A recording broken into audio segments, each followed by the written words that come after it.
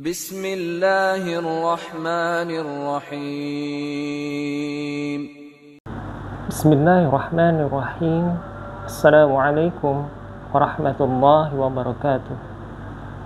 Innal hamdalillah nahmaduhu wa nasta'inuhu wa nastaghfiruh wa na'udzu billahi min syururi anfusina wa min sayyiati a'malina may yahdihillahu fala mudilla lahu wa may yudlil fala hadiyalah.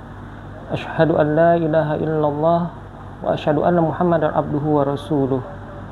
Allahumma shalli wa sallim ala Muhammadin wa ala alihi wa ashabihi wa man tabi'ahum bisanin ila yaumiddin. Ya ayyuhalladzina amanu taqullaha haqqa tuqatih wa la tamutunna illa wa antum muslimun.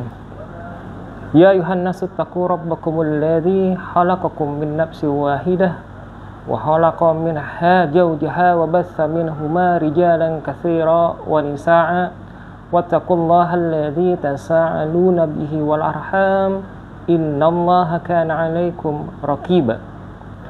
Ya ayyuhalladzina amanu taqullaha wa qulu qawlan sadida yuslih lakum a'malakum wa yaghfir lakum dzunubakum wa man yuti'illaha wa rasulahu faqad faza fawzan 'azima.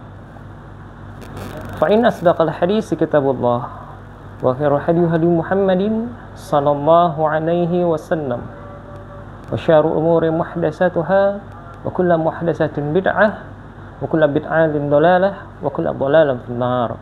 Alhamdulillah, segala puji bagi Allah yang tidak pernah berhenti bagi Allah untuk memberikan nikmatnya kepada kita. Allah sangat sayang kepada kita. Tanpa kita sadari, setiap detik, setiap menit, setiap jam, bahwa Allah selalu memberikan nikmat-nikmatnya kepada kita. Sekarang yang menjadi pertanyaan adalah, apakah kita paham, kita mengerti bahwa Allah selalu memberikan nikmatnya, tanda kasih sayangnya kepada kita? Dalam Quran surah Ibrahim ayat ke-7, Allah Subhanahu wa taala menyampaikan, la in syakartum la azidannakum wa la in kafartum inna azabi lasyadid.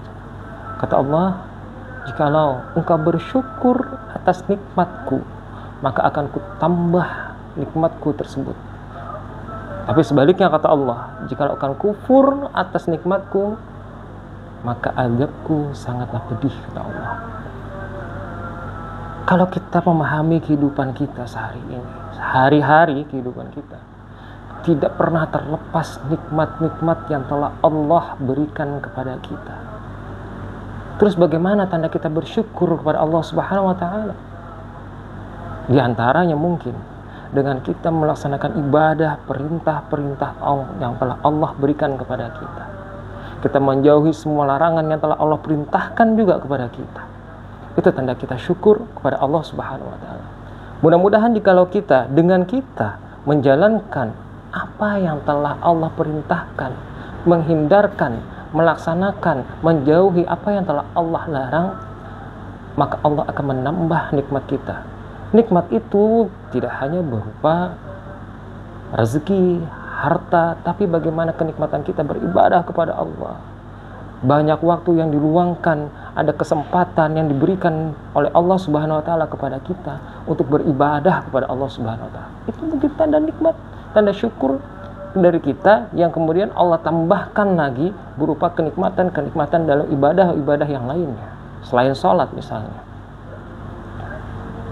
Kemudian salawat serta salam tentunya tetap tercurah limpahkan kepada junjungan kita baginda Nabi besar Muhammad sallallahu alaihi wasallam. Karena perjuangan beliaulah, kerja keras beliaulah, beliau selalu memikirkan kita ummati di setiap waktu-waktu beliau. Bagaimana umat ini selamat dari murkanya Allah Subhanahu wa taala, bagaimana umat ini selamat dari siksa nerakanya Allah Subhanahu wa taala. Bahkan sampai akhir hayat beliau pun yang dipikirkan ummati. Bukan istri-istri beliau yang beliau pikirkan, tapi bagaimana umat ini sebagai tanda cinta kita kepada Rasulullah SAW. Apakah kita benar-benar mencintai Rasulullah SAW seperti cintanya Rasulullah kepada kita, umatnya? Apakah kita menghidupkan sunnah-sunnah baginda Rasulullah SAW, atau justru sebaliknya, kita tidak pernah melaksanakan sunnah-sunnah beliau, justru kita mengada-adakan dalam ibadah, justru kita jauh dari apa yang beliau ajarkan kepada kita. Nauzubillah, summa nauzubillah. Maka dari itu pentingnya kita belajar, pentingnya kita mencari ilmu bagaimana sunnah-sunnah baginda Rasulullah Sallallahu Alaihi Wasallam. Baik, saudaraku yang insya Allah dirahmati Allah Subhanahu Wa Taala, semakin hari usia kita itu bukannya semakin panjang, tapi semakin hari pada hakikatnya usia kita itu, jatah umur kita di dunia ini berkurang. Kita lihat di lingkungan kita, bahkan berita-berita di TV misalnya, gempa bumi yang kemarin terjadi di Turki, ribuan nyawa melayang, banyak bencana-bencana alam yang Allah gambarkan, Allah beritahukan, Allah berikan tanda-tanda kepada kita, Allah beritakan kepada kita. Itu menandakan bahwa tidak ada manusia yang abadi. Allah sebutkan di dalam Quran surah Ali Imran ayat 185, kullu nafsin dha'iqatul maut. Setiap yang bernyawa itu pasti akan merasakan kematian. Itu pasti. Tidak ada manusia yang bakal hidup selamanya. Yang jadi pertanyaan adalah, dengan adanya tadi berita-berita yang kita dengar, ya, fenomena yang ada di sekitar kita, tanda-tanda yang ada di sekitar kita, banyaknya orang-orang yang di sekitar kita yang meninggal, tidak itu usia harus tua, banyak usia muda, bahkan anak kecil yang meninggal. Yang menjadi pertanyaan adalah, bekal apa yang kita siapkan? Sedangkan mati itu adalah suatu kepastian. Ya. Dalam sebuah hadis, Rasulullah Sallallahu Alaihi Wasallam pernah bersabda, An Abi Hurairah radhiyallahu ta'ala anhu, qala Rasulullah Sallallahu Alaihi Wasallam, akthiru zikra hadhimil lazat, ya'nil mauta. Dari Abu Hurairah radhiyallahu ta'ala anhu meriwayatkan Rasulullah Sallallahu Alaihi Wasallam pernah bersabda, perbanyaklah mengingat pemutus kelezatan, yaitu kematian. Hadis ini diriwayatkan oleh Imam Tirmizi, disahihkan di dalam kitab Sahih Imam Tirmizi. Masya Allah, subhanallah ya. Dalam hadis ini kita banyak pelajaran yang kita bisa dapatkan, bahwa mengingat kematian itu adalah sesuatu yang penting. Jangan sampai kita terbuai oleh kehidupan di dunia ini. Tidak ada yang abadi di dunia ini. Allah Subhanahu wa Ta'ala menyebutkan tadi, setiap yang bernyawa pasti akan merasakan mati. Kemudian Rasulullah menyampaikan, perbanyaklah mengingat kematian. Itu tandanya apa? Ternyata manusia itu banyak yang lupa. Orang kaya, ya, sibuk mencari harta kekayaannya, lupa kalau dia tidak bakal hidup selamanya di dunia. Orang yang mengejar jabatan sibuk dengan mencari jabatan-jabatan yang ada, menghalalkan segala cara, sikut kanan, sikut kiri, tendang sana, tendang sini. Tidak peduli kawan jadi lawan, lawan jadi kawan, yang penting naik jabatan, yang penting memiliki kekuasaan. Lupa kalau dia itu sebenarnya tidak selamanya hidup di dunia. Lagi asik mengejar dunia, tahu-tahu mati. Betapa banyak kita melihat banyak orang yang sibuk mengejar dunia, mencari harta kekayaan sebanyak-banyaknya, mencari jabatan, menghalalkan segala cara, tahu-tahu mati, tidak sempat bertaubat lagi. Nauzubillah, summa nauzubillah. Semoga Allah jauhkan kita dari perkara-perkara demikian. Jangan sampai dunia melalaikan kita, jangan sampai kita terjerat oleh tipu daya dunia. Sampai Rasulullah mengingatkan bahwa kematian itu adalah pemutus kelezatan dunia. Dunia ini terasa lezat, dunia ini terasa nikmat bagi orang-orang yang lalai. Saat dia mati, maka putuslah, selesailah kenikmatan tersebut. Seorang muslim yang paham betul hakikat dirinya di dunia ini, untuk apa dia hidup, dia tidak akan pernah berpikir bahwa dia akan hidup selama di dunia. Dia akan berpikir bagaimana mencari bekal sebanyak-banyaknya untuk hidup di dunia. Dia tidak akan pernah lalai. Makanya Rasulullah SAW juga pernah menyampaikan, orang yang cerdas adalah bagaimana orang yang selalu mengingat mati. Bukan hidupnya pesimis, bukan. Tapi bagaimana dia mempersiapkan dirinya sebelum kematian itu menjemput, karena dia tidak tahu sedang apa dia akan mati.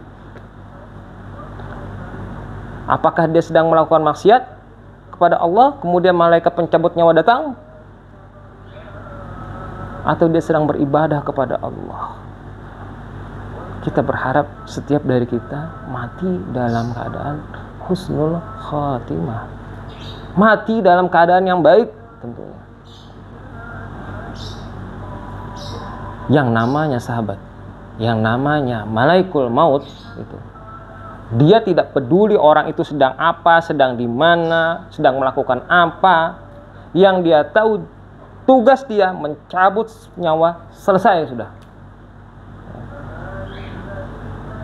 Allah Subhanahu wa taala sebutkan di dalam Quran surah Al-A'raf, A'udzu billahi minasyaitonir rajim, wa likulli ummatin ajal, fa idza jaa ajaluhum la yastakhirun sa'atan wa la yastaqdimun.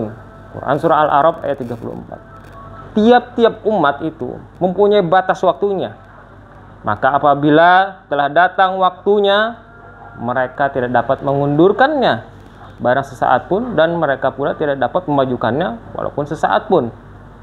Jadi setiap kita itu sudah ada jatah matinya masing-masing. Kita tidak bisa memajukan kematian kita, kita tidak bisa memundurkan kematian kita. Kalau sudah malaikat Israel datang, tak, selesai sudah. Selesai waktu kita di dunia ini. Dan kita harus siap mempertanggungjawabkan atas apa yang telah kita kerjakan selama kita hidup di dunia ini. Di ayat lain, Quran surah Al-Munafikun ayat 11, Allah Subhanahu wa taala menyampaikan, wala yu'akhkharullahu nafsan idza jaa ajaluha. Ini sering kali kita mendengar ini. Biasanya imam-imam membaca kalau tidak di subuh Jumat siang saat sholat Jumat. Tapi kita paham tidak apa sebenarnya pesan yang terkandung di dalam makna surah Al-Munafikun ayat 11. Dan Allah sekali-kali tidak akan menangguhkan kematian seseorang apabila datang waktu kematiannya. Dan Allah Maha mengetahui apa yang kamu kerjakan. Jadi Allah itu tidak akan mengundur-undur atau memajukan jatah umur kita di dunia ini. Kalau sudah memang ditetapkan suratan takdir kita di kitab Lauhul Mahfuz, selesai sudah. Ya. Allah tahu apa yang kita kerjakan. Makanya persiapkan diri kita. Sebelum kematian datang menjemput kita, kita sudah siap. Siapkan amal kita, siapkan bekal kita sebaik-baiknya. Orang yang cerdas, kata Rasulullah seperti tadi, orang yang mengingat kematian, hidupnya tidak bukan yang hidupnya pesimis, bukan. Dia justru optimis, mencari bekal sebanyak-banyaknya di dunia ini untuk dia di akhirat nanti. Semoga dengan adanya sharing kita ini bisa memberikan manfaat bagi saya khususnya dan bagi antum semuanya, bahwa kita itu sudah ada batas umurnya masing-masing. Jangan lalai oleh dunia, sibuk mengejar dunia sampai lupa bahwa dunia bukan akhir dari segalanya. Kita mati bukan akhir dari segalanya, tapi awal dari kehidupan yang sebenarnya. perbaiki amal kita, perbaiki ibadah kita di sisa-sisa umur kita. Siapa tahu ini adalah hari terakhir kita dalam beribadah kepada Allah Subhanahu wa taala. Siap tidak siap, suka tidak suka, mau tidak mau, kalau sudah malaikat Israel datang menjemput kita, maka disitulah akhir dari kehidupan kita, terputuslah amal kita, dan persiapkanlah diri untuk membawa bekal amal apa yang kita bawa nanti di hadapan Allah Subhanahu wa taala. Wallahu a'lam bishawab. Subhanakallah bihamdika asyhadu an la ilaha illa anta astaghfiruka wa atubu ilaik. Assalamualaikum warahmatullahi wabarakatuh.